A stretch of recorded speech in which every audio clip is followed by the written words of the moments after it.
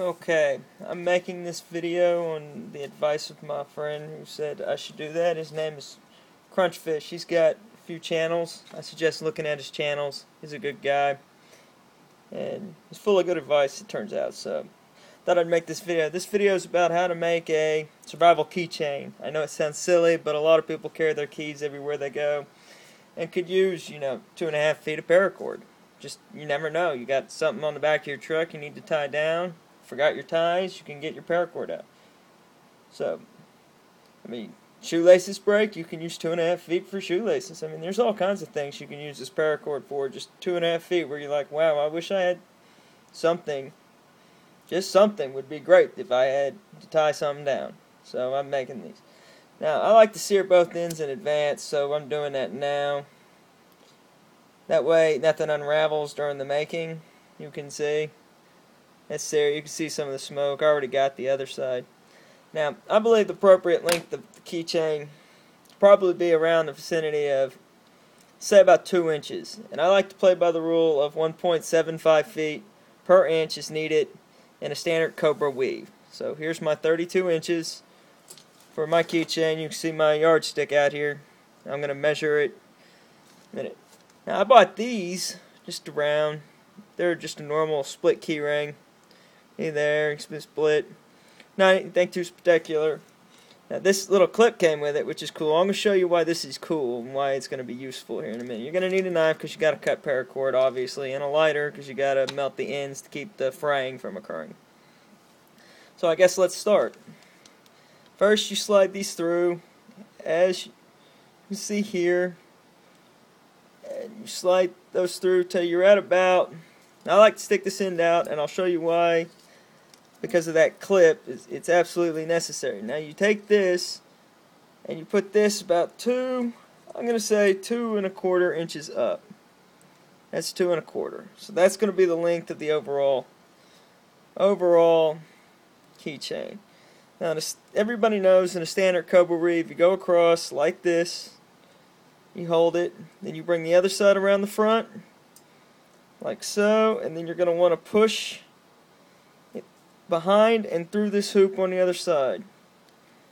Now, there's a lot to this, but it's not in the actual making of it. It's more along the lines of what's to it is how tightly do you want it packed. The tighter you pack it, the less paracord it's actually going to hold. I know it sounds backwards, but it's true. If you loosely pack it, you can get a lot of paracord in there because then it's got room to compress on itself. Whereas if you tightly press it, it's already compressed. You can't compress anymore. There's step one, of course. Check the length. See, we're still at about 2.25. So we're going to now do another one. Another loop. Like so. Goes across. Now, while I'm doing this, I guess I'll talk about it. The reason I picked black is there's a lot of people, wear black pants and everything, and this will just blend in easier. If you got to go hunting, black blends with most hunting gear pretty well. I'm going to make a few in bright red because my mother likes to carry bright red things in her purse or bright blue things because it's apparently easier to see in the purse. I really can't fault her for that. Her logic's pretty sound.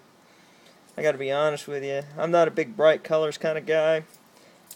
I don't know. I'm sure that means something about how outlook on life is. See how I keep compressing it so that it's got plenty of room. You can see the standard Cobra weave. It's right there. And I'm just gonna keep doing this till it's till we used up the paracord here, or I run out of space. It's going to be one of the two. Now, for all y'all who think this video is silly, y'all can thank my buddy. And even worse than that, you can thank me because I'm the dumb fool who followed his advice. But for all y'all who actually have an appreciation for it, you should thank my buddy again. Sincerely.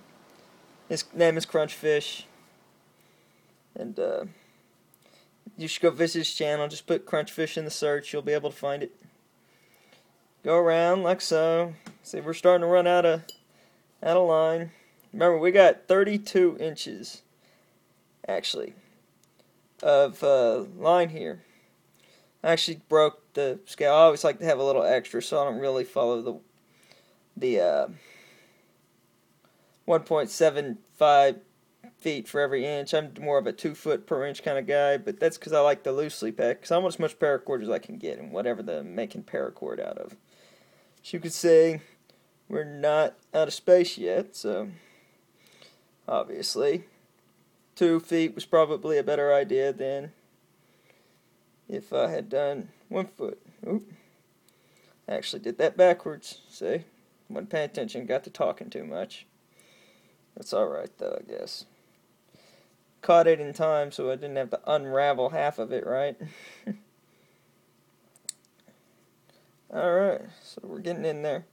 As you'll find when you're making yours, if you choose to make one, the shorter these little ends get, the harder it is to control them. They want to slide out of your fingers and slide off the back of the gizmo. But by searing the ends, I can just shove them through the loops easier. I don't have to worry about. Now at the end, you want to make it a little tighter so that it doesn't slide. That's a key. Believe it or not, that's important on this last one. Normally I leave a little bit more, but it's mostly for convenience, even though I gotta admit, it's a little bit of a waste. Right, like so. There we are.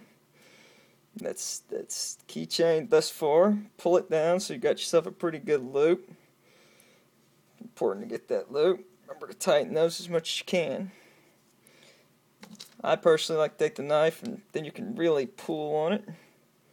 Get the other side. Like so.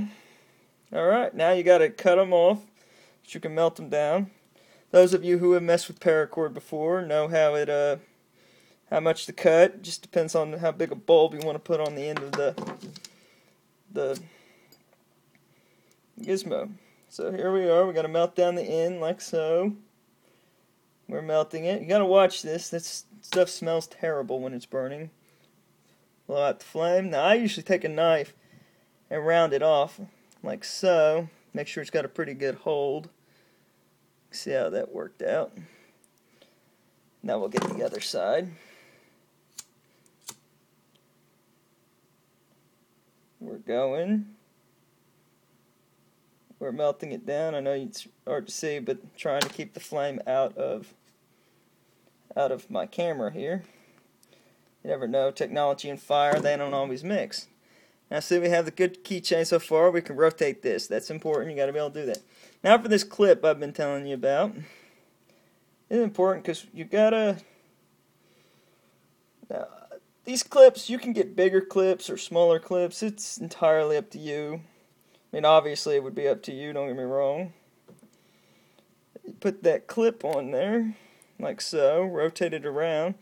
Now you can clip it onto your gear, or your belt loop, or anything that holds on, and you have 32 inches of paracord on a keychain. If you ever just need paracord, there you go. You ever just need a keychain, there you go. Now, I usually see these selling around for $8 or so. I mean, in all reality, this loop probably might be 50 cents for this loop and this thing. Maybe. And then we got 32 inches paracord. Paracord, when you buy it in bulk, like I do, costs around a nickel to 6 cents a foot. So that's not really that bad. So we got 2.5 feet. So that's at most 15 cents. So we're talking about 65 cents. Why somebody would sell that for $8? Beats me. But hey, you can make a buck, make a buck. I can agree with that. But that's my keychain idea. This is principle. And like I said, you can hook that. A lot of things like backpacks hook that. I think it's good for kids, I guess. I don't really know. But thank you for watching, and subscribe for more things. I'm going to come up with new ideas and new things. I plan to make a rifle sling. I can't take a video of that because it will take hours, but I will take a video of it when it's done. That'd be neat, I guess. And thank you for watching. Subscribe if you like my channel. And again, thank you to Crunchfish for the idea.